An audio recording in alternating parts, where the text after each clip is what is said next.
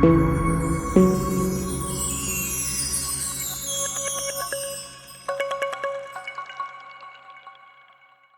back, viewers. In the last video, we have seen the BTRFS assistant, the GitLab page we have visited. We have checked out the details given in the GitLab page, and then we did the prerequisite installation. So we installed the prerequisite application packages to support the BTRFS installation on our system. So that we have completed in the last video. In this video, we are going to download the tarball from the GitLab page, and then we are going to build the BTRFS assistant on our Linux Mint system.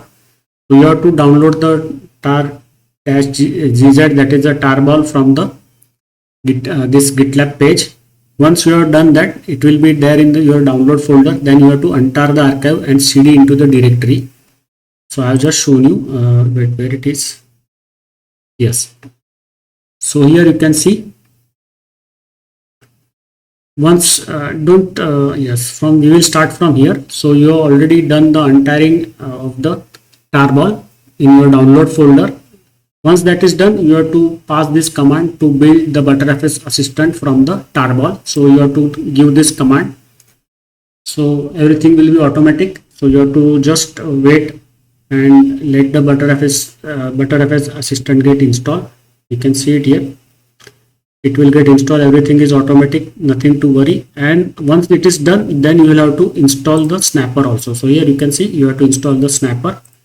So here you have to pass this command. So you have to be always in the download folder. You have to open the terminal in the download folder where the tarball is there. First unzip the tarball, and then in the same terminal you have to do this building of the BTRFS assistant.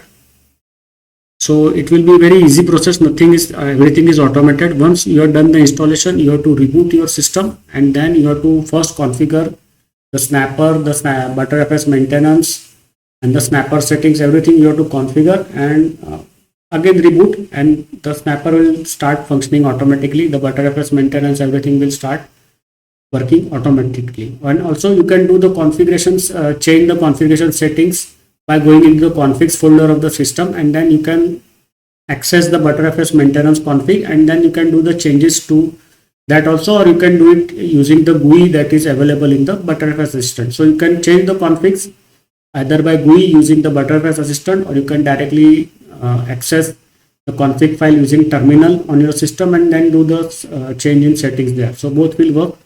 So it is based on what you like to do, GUI based or a terminal approach. So that's it in our video today.